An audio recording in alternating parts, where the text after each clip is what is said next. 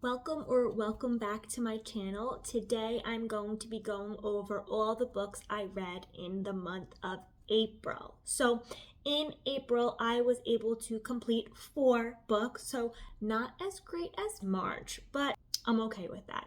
4 books in April, 2 of them audio, 2 of them physical. So I'm going to jump right in with the first book I completed, which was Anne of Windy Poplars, book 4 in the Anne of Green Gables series. I listened to the audiobook of this book and I still love Anne of Green Gables, this whole series. I enjoy experiencing life with Anne, seeing her grow up, go through all these changes and experiences and these monumental moments in her life. In Anne of Windy Poplars, Anne goes off to Summerside to be a principal at the high school there. And this story is told mostly in letters to Gilbert. So we get her whole account through her telling Gilbert what is going on in Summerside. Anne is living at Windy Poplars with 2 widows that she calls aunts and the housekeeper, Rebecca Dew. Those characters are certainly fun to meet and to learn about. Rebecca Dew especially, she is just a kick. She is just extremely entertaining and funny. She's a little rough around the edges, but certainly fun to hear from in this book. Like most of the books in this series, Anne is confronted with some unlikable or difficult characters that she has to deal with in some way. In this story, it's the Pringle family. They do not like Anne at all. Just upon her entering town, they don't like her. So she has to deal with that. And the one thing I really like about Anne is she is always up for the difficult conversations and she always wants to give people a chance, whether they like her or not. And I really admire that about her. She eventually softens them and befriends them, like most of what goes on in the Anne of Green Gables stories when she's confronted with difficult people. So I liked Anne of Windy Poplars. It's not my favorite in this series. I think I gave it like a 3.25 stars, but still overall love the series and looking forward to continuing on with it in May. The second book I listened to in April was the Foxhole Victory Tour by Amy Lynn Green, and I gave this book a 3-star. I was not invested in this story at all. I just don't think I picked it up at the right time.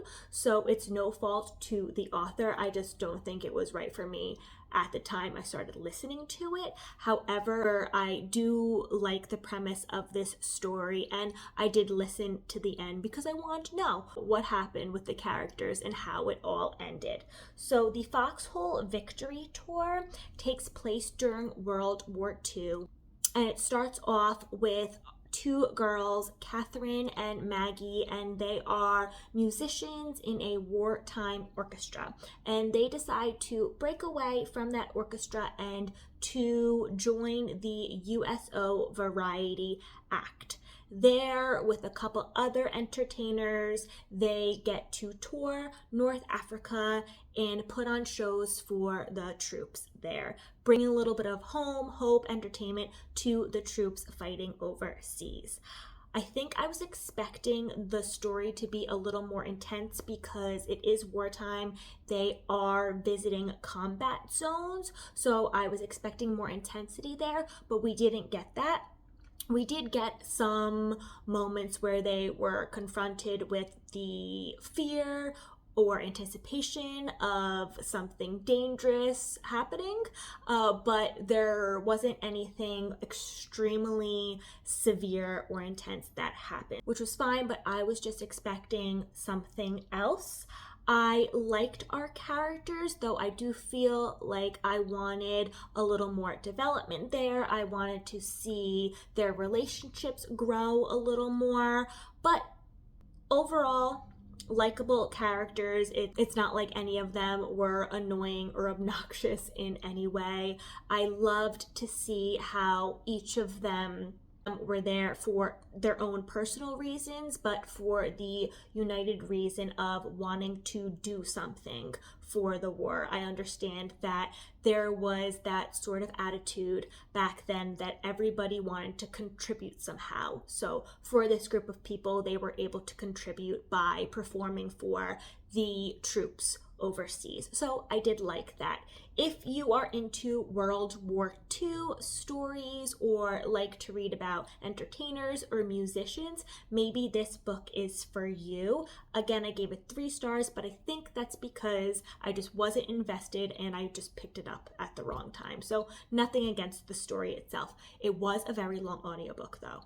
I think it was over 11 hours, and that just seemed very long. So keep that in mind if you are going to pick it up or listen to it. That's the Foxhole Victory Tour. The third book I picked up in April was Attached at the Hip by Christine Riccio. If you watched my little reading vlog, you would have seen that I started this book over there. I liked it from the beginning. It was funny, it was entertaining. My opinions changed slightly throughout the story and toward the end, but still, it was good. It was a 3-star read for me.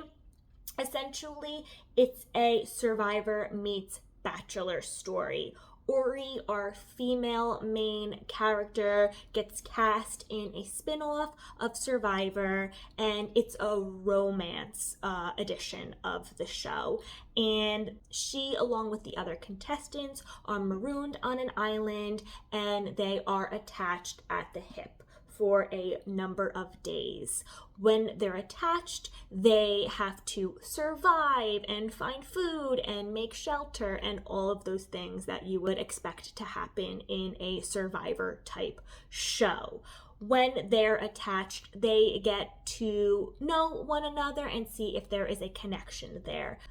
Supposedly in the show, everyone has someone that they can connect to, whether that's a romantic relationship or a friendship or whatever. Everyone has some form of match there. So we see Ori as she gets to meet the other contestants and see the relationships she forms with them. Romantic, friendship, sisterly, things like that. So I did find that part of the story very entertaining. I liked the friendship relationships more than I liked the romantic relationships, though those were interesting too. I will say that this book falls in that very unique gray area of new adult fiction, which I would imagine is very difficult to write because you're trying to balance this mixture of young adult and adult. And that can be seen in this book. There were some things that just didn't sit right with me just based on my taste and my preference. Ori read a little young and immature. But again, I don't fault the author for that at all. I would imagine it's very hard to find that balance. But for me, I think that she was a little too, I think that she read a little too young for her being, I think, maybe 25 in this book. But I do like her overall character arc. She does mature a lot. She becomes more independent and has set goals and all of that by the end of the story. So definitely some pros and cons here. There's a lot of banter and a lot of jokes, a lot of pop culture references, which I think Christine Riccio just loves to infuse current day pop culture in her writing, which if you're really into that, then you'll probably like this book. She also throws in some of her other characters from her other novels in this book, which is always fun to read about. If you've read the other books, you'll know them when you get to see them here. And another fun thing about Christine Riccio, she always gives New Jersey a shout out. I believe she's from New Jersey originally, and it seems to be that her characters are usually born there, or there are scenes that take place in New Jersey, which, being from New Jersey, I love to see it. So Attached at the Hip was enjoyable, definitely not a favorite of mine, but I'm very glad that I read it, and I'll continue to read Christine Riccio's books as they come out. She has certainly matured as an author, and her writing has certainly improved, so I just love to see that. I love to see that development in an author, so that's why I will definitely continue to pick up her books and see what else she can create. The fourth book I read in April was The Lady's Mind by Francine Rivers. If you have not read Francine Rivers, go ahead, do yourself a favor, and pick up one of her books. She is incredible. She does historical fiction and she does romance really, really well. And I love how she often weaves in her faith as a Christian in her books. Whether she is writing a book that is a biblical story retelling, or it's just a fiction book that she is able to incorporate her faith in there, she does it so well. It's not overwhelming, it's not overpowering by any means, and it's always enjoyable and tasteful. So in The Lady's Mind, it takes place in the 1800s, and we have our female main character named Catherine, and she is banished by her stepfather to Calvada, I believe it's Calvada, California. And she is leaving the life of a lady behind. So she is brought up in a wealthy household. She has a lot of luxuries in life, and she is sent to this small, rough and tough mining town in California where she has to make a way for herself. She is sent there, like I said, by her stepfather. He's kind of just over her at this point and doesn't want to deal with her anymore. And Catherine just received an inheritance from an unknown uncle. So it works out well for the stepfather. He sends her out to California to claim this inheritance. And there the story just unfolds. We see Catherine as she tries to figure out what career she's going to have as a woman in the 1800s by herself. We see a romantic relationship eventually develop, and we overall just see her thoughts and opinions about life and everything change. The one thing that always remains, which I love, is again her faith. It keeps her this whole time. So when things do get really difficult for her, because of course they do, she always has her faith to lean on, and it always keeps her standing straight and tall, which I really admire and appreciate. That this story has, I guess, a little bit of a mystery element there. When Catherine arrives in Calvada, she learns that her uncle was murdered, and she wants to know who did it, and she wants to know why the town hasn't figured it out yet. So she starts up her uncle's old newspaper and begins to print newspapers, and the townspeople don't like that because she's a young woman and she shouldn't have a voice or an opinion, and she certainly shouldn't be printing it out for all to see. So with this newspaper, she begins to air out a lot of the town's dirty laundry, and she wants the town to be better. This is her new home, and she doesn't like how it's run, and she's determined to bring the darkness to light and make this place more livable for her and for everyone else in this town. I love the romance here. It's so fun to read a romance that is just sweet, and it's a slow burn, and there's no smut, and it's just pure, tasteful, good romance. So if you like romance books but you want to avoid the smut, pick up Francine Rivers. She does romance, like I said, she does romance really, really well, and it's just sweet.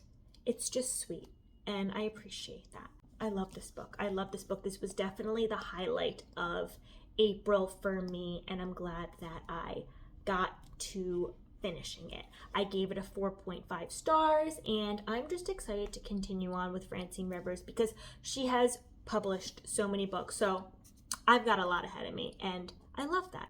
that was everything I read in April. Let me know what you read in April, or if you've read any of the books that I talked about here. I would love to hear your opinions on these books if you've read them.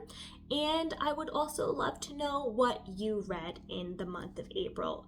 If you recommend any books that you've read in the month of April, then definitely leave those in the comments below. Thank you so much for watching my April wrap up, and I will see you next time.